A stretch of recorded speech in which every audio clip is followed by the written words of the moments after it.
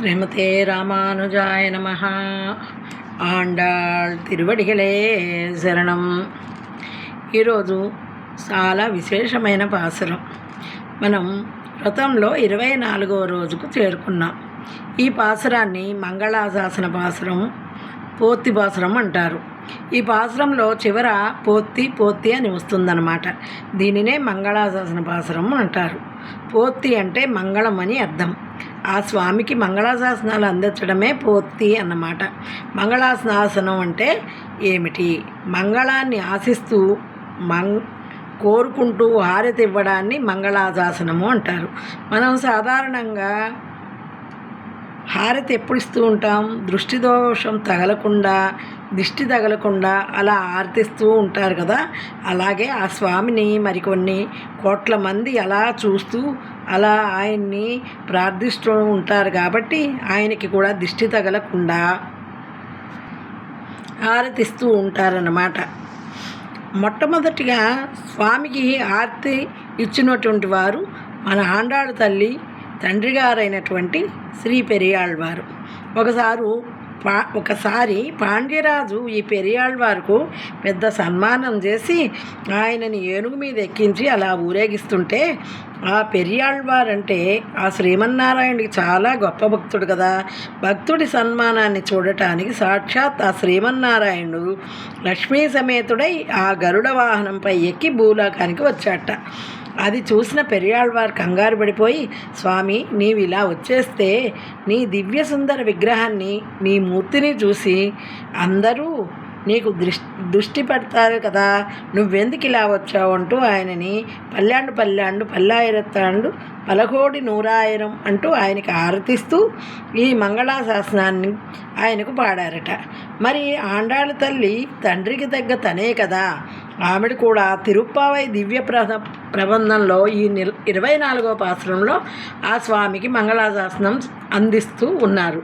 మనం ఇంతకుముందు 23వ పాసురంలో చెప్పుకున్నాం.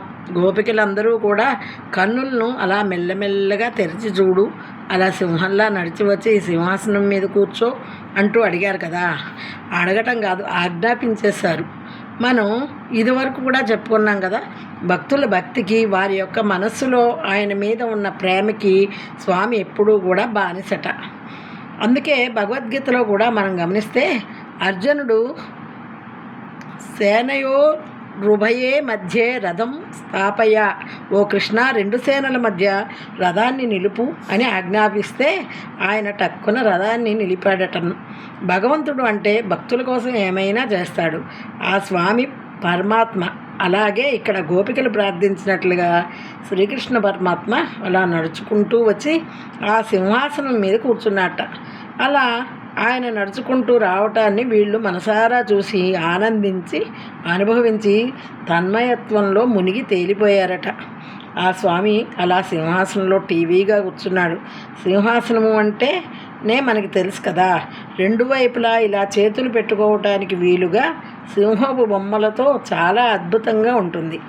ఆయన అలా కూర్చుని ఒక పాదాన్ని క్రింది భాగాన ఉన్న ఒక పీట మీద పెట్టారట. ఇంకొక పాదాన్ని ఇంకొక కాలి తొడ మీద పెట్టుకున్నారట. అంటే పరాక్రమవంతులు అలా కూర్చుంటారన్నమాట. ఆయన అలా పెట్టుకోగానే ఆయన పాదమంతా కూడా ఈ గోపికలందరికీ కనిపించింది. అది ఎలా ఉందట? ఎర్రగా కందిపోయి ఉందట. వెంటనే వాళ్ళు, అయ్యో, మన స్వామిని ఇక్కడి దాకా నడిచిరా అని అక్కడి నుంచి రావటం, ఆయన సౌందర్యాన్ని చూద్దాం కదా అని అలా చూస్తూ మనం మన ఆనందం కోసం ఆయన్ని నడిచి రమ్మన్నాం.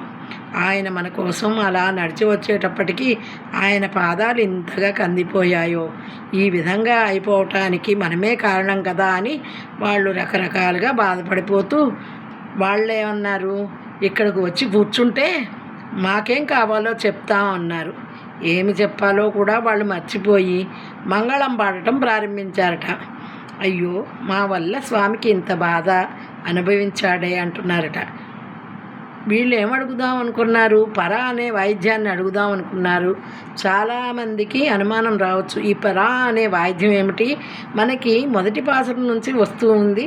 స్వామి పరా అనే వాయిద్యాన్ని ఇస్తానన్నాడు, రమ్మన్నాడు అని చెప్తూ ఉంటారు కదా. ఈ పాసురంలో అసలు ఈ పరా అంటే ఏమిటి? అంటే అది ఒక తప్పెట, డప్పు లాంటి ఒక వాయిద్యం అన్నమాట. ఇప్పుడు వీళ్ళు వ్రతం చేయటానికి వచ్చారు కదా, పెద్దలందరూ వ్రత విధానం, వ్రతానికి కావలసిన వస్తువులు తీసుకురావడానికి వీళ్ళందరినీ స్వామి దగ్గరికి పంపించారు, ఈ గోపికలందరినీ. కాబట్టి వాళ్ళే చెప్పారు, స్వామి మాకు పర అనే వాయిద్యాన్ని ఇవ్వు, దానిని తీసుకురండి అంటే ఆ నెపంతో వీళ్ళందరూ ఇక్కడికి వచ్చారు. కాబట్టి ఆ పరని అడగటం కూడా వీళ్ళు మర్చిపోయి ఇప్పుడు ఈ పాసురంలో అద్భుతంగా మంగళాశాసనాలు చేస్తున్నారు. చాలా మంగళకరమైన పాసురం ఇది. பாசுரம். அன்று இவ்வுலகள் அளந்தாய் அடிபோத்தி சென்றங்கு தென்னிலங்கை செத்தாய் திரள் போத்தி பொன்றச்சகடமுதையத்தாய் புகழ் போத்தி கன்று குணிலாயெறிந்தாய் களல் போத்தி ஒன்று குடியாயெடுத்தாய் குணம் போத்தி வென்று பகை கெடுக்கும் நின் கையில் வேல் போத்தி என்றென்றும் சேவகமே ஏத்திப்பறை கொள்வான் இன்றியாம் வந்தோம் இறங்கு ఏలోరెంబావాయ్. ప్రతిపదార్థం. అన్రు అంటే ఆనాడు, ఇవ్వులగం ఈ లోకాన్నంతా కూడా అళందాయ్ కొలిచిన అది నీ యొక్క పాదాలకి పోత్తి మంగళం. సెన్రు చేరి, అంగు అక్కడికి, తెన్నిలంగాయ్ నీ దక్షిణ దిక్కులో ఉన్న లంకా నగరాన్ని, సెత్తాయ్ ధ్వంసం చేసిన, తిరల్ నీ బలానికి పోత్తి మంగళం.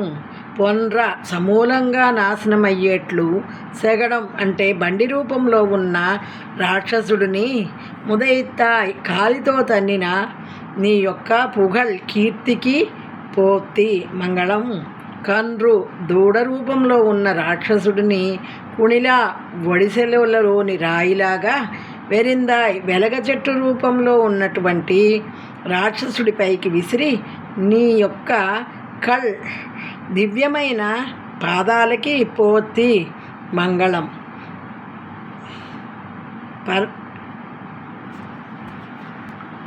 ఉన్రు గోవర్ధ పర్వతాన్ని కుడయా గొడుగులా ఎడుతాయ్ ఎత్తిన మీ యొక్క గుణము నాకు ప్రేమ వాత్సల్యానికి పోత్తి మంగళం.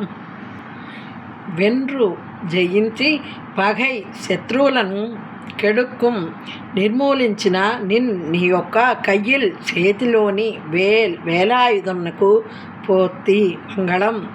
ఎండ్రెండ్రు ఈ విధముగా నీ యొక్క సేవగమే పరాక్రమవంతమైనటువంటి వీర చరిత్రని ఏత్తి కీర్తించి స్తుతించి పరైగొల్వాన్ పరై అనే వాయిద్యాన్ని పొందటానికి ఇండ్రి ఈనాడు యాం మేము వందోం వచ్చి ఉన్నాము, ఇరంగు అనుగ్రహించు స్వామి అని ఈ పాసురం యొక్క అర్థం భావం.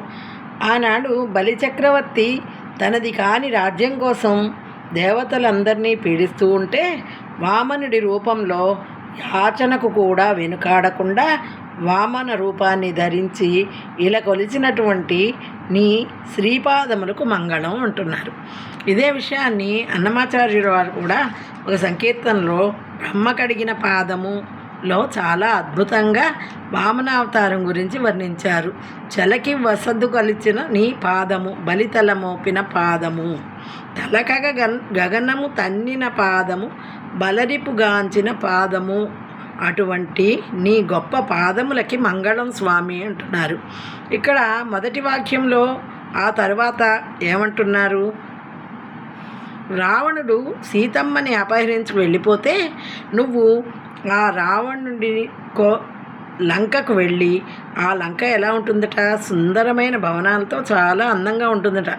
అటువంటి దక్షిణ దిక్కులో ఉన్న లంకలో ఉన్న రాక్షసులందరినీ చీల్చి చెండాడి రాక్షస సంహారం చేసి ఆ రావణుని కూడా వధించినటువంటి నీ బాహు పరాక్రమానికి, బల పరాక్రమానికి మంగళం అంటున్నారు. ఆ రామావతారం యొక్క గొప్పతనం అదే ఎందుకు అంటే కృష్ణావతారంలో కొన్ని చోట్ల మహిమల్ని ఉపయోగించిన రామావతారంలో రాముడు మాత్రం ఒక్క సాధారణమైన మనిషిగా ఉంటాడు. సాధారణమైన మనిషికి ఏమి చేయగలుగుతాడో అవే చేస్తూ మనుషులందరికీ కూడా ఆదర్శప్రాయంగా నిలిచినటువంటి గొప్ప అవతారం రామావతారం. ఆ రామావతారంలో నీవు చూపించినటువంటి బాహుపరాక్రమానికి భుజబలానికి మంగళం అంటున్నారు ఈ వాక్యంలో. ఆ తర్వాత ఏం మంగళం చెప్తున్నారో చూద్దాం. ఇప్పుడు శ్రీకృష్ణ అవతారానికి వచ్చేసారు. ముందు వామనావతారం గురించి పొగిడారు, తర్వాత రామావతారాన్ని గురించి పొగిడారు. ఇప్పుడు శ్రీకృష్ణ అవతారాన్నిలో మంగళం పలుకుతున్నారు. ఆ శ్రీకృష్ణుడుగా ఉన్నప్పుడు యశోదమ్మ ఎండ తగలకుండా ఉండటానికి ఒక బండి క్రింద ఉయ్యాలు కట్టి పడుకోబెట్టిందట. ఈ కంసుడేమో కృష్ణుణ్ణి చంపడానికి చాలామంది రాక్షసుల్ని పంపిస్తూ ఉంటాడు కదా. అప్పుడు ఒక రాక్షసుడు ఆ బండిలో ప్రవేశించాడు. అతడే శకటాసురుడు. అతనిని ఏమీ చేయలేదట మన స్వామి. అలా ఆడుకుంటున్నట్టు అలా కాలితో ఒక తన్ను తన్నాడంట. అంతే, అతను ఎంతో పైకి వెళ్ళి పైనుంచి పడ్డాడు. కింద పడ్డ శకటాసురుడు ముక్కలుగా అయిపోయాట. అలా ఒక తన్ను తన్నిన నీ పాదాలకి, నీ అప్రహితమైనటువంటి కీర్తికి మంగళం. అలాగే శ్రీకృష్ణుడి లీలలు అన్నీ చెప్పలేం. ఎంతమంది రాక్షసుల్ని మట్టుపెట్టారు. ఆ లీలలు ఉంటే చెవులకి ఎంతో ఆనందాన్ని, మనస్సుకు ఆహ్లాదాన్ని కలిగిస్తుంటుంది. అలాగే వత్సాసురుడు దూడ రూపంలో వస్తాడు కదా. ఇక్కడ విశేషం ఏమిటంటే ఒకేసారి 2 రాక్షసులు వస్తారన్నమాట. దూడ రూపంలో వత్సాసురుడు వస్తాడు. ఒక వెలగ చెట్టు మీద వెలగపండు రూపంలో కపిత్తాసురుడు వస్తాడట. స్వామి ఏం చేశాడో, ఏకకాలంలో ఈ దూడ 4 కాళ్ళు పట్టుకొని ఆయన ఒక కాలు ముందుకు ఒక కాలు వెనక్కు పెట్టాడట. స్వామి ఆ భంగిమ ఊహించుకుంటేనే మనస్సు ఆనందంతో నిండిపోతుంది. ఇంకొక రాక్షసుడు వెలగపండు రూపంలో చెట్టు మీద ఉన్నాడు కదా. ఆ రాక్షసుడి పైకి ఒడిసెల రాయి విసిరినట్టుగా ఆ దూడని గిరగిరా త్రిప్పి విసిరితే ఈ దూడ వెళ్ళి ఆ వెలగపండును ఢీకొట్టి ఒక్క దెబ్బతో 2 రాక్షసులు కూడా అంతమైపోయారట. అటువంటి ఆ పాదాలకు మంగళం. అటువంటి నీ నిత్యసుందర పాదాలకి మంగళం అంటున్నారు ఇక్కడ. ఇక ఇంద్రుడు తనకి యాగం లేకుండా చేశారు కదా, పూజ చేయరు. అప్పుడు ఇంద్రుడికి కోపం వచ్చి వాన కురిపిస్తే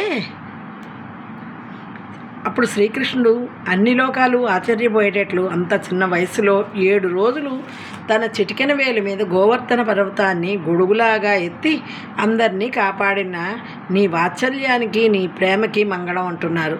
శత్రువుల్ని సమూలంగా నాశనం చేసి విజయానికి ప్రతీకగా నిలిచిన నీ చేతిలోని వేలాయుధానికి కూడా మంగళం అంటున్నారు.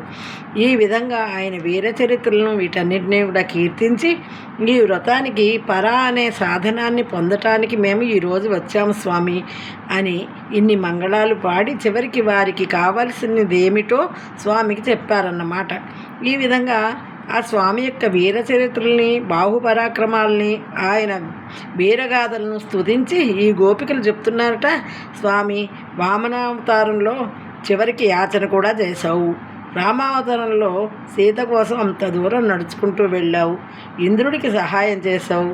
కానీ ఎవరూ కూడా నీకు కృతజ్ఞతలు చెప్పలేదు. నీకు మంగళం అని కూడా పాడలేదు. కానీ ఇక్కడ చూడు, నీవు రాకుండానే మేమే నీకోసం అంత దూరం నడిచి వచ్చాం. నీకెంత బాగా మంగళాన్ని పాడుతున్నాం. కాబట్టి నువ్వు ఆ పరా అనే వ్రత సాధనాన్ని మాకు ఇచ్చి మమ్మల్ని అనుగ్రహించు అంటూ ఈ పాసురంలో గోపికల బృందం ఆ శ్రీకృష్ణుణ్ణి వేడుకుంటున్నారన్నమాట. ఆండాళ్ తిరువడిగలే శరణం.